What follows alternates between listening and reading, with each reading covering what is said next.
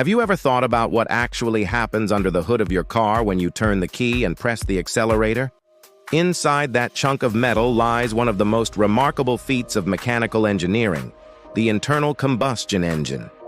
And today, on Knowledge Hub, we're diving into the heart of your car to explain exactly how it works. At its core, a car engine is designed to convert fuel into motion. This is achieved through a process called internal combustion, essentially a series of tiny explosions happening thousands of times every minute. The fuel, usually petrol or diesel, mixes with air, gets compressed, and is then ignited. This explosion pushes parts inside the engine that eventually rotate your car's wheels.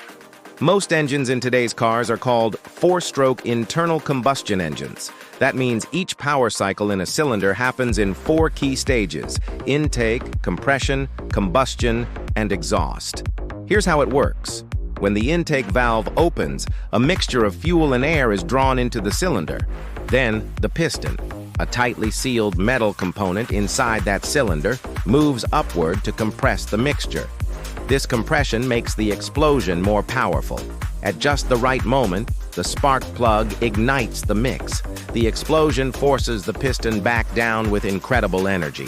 Finally, the exhaust valve opens and the burnt gases are pushed out of the cylinder, clearing it for the next cycle. All of this happens inside cylinders. Your engine may have 4, 6, 8, or even more. The pistons move up and down inside these cylinders, and they're connected to a rotating crankshaft.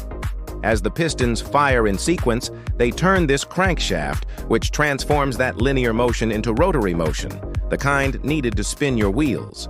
But it's not just raw power.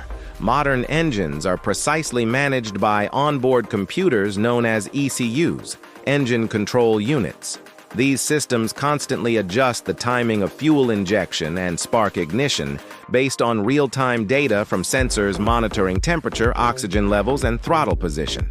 This not only optimizes performance, but also reduces emissions and improves fuel efficiency. And it's not just the combustion cycle that matters.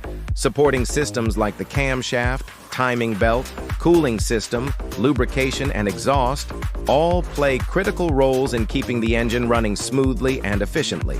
So next time you start your car, remember, you're commanding a finely tuned orchestra of metal, fire, and chemistry, all working in perfect harmony to take you wherever you want to go. If you found this breakdown helpful and want to learn more about how everyday technology works, hit that like button, subscribe to Knowledge Hub, and ring the bell for more fascinating deep dives. Until next time, stay curious.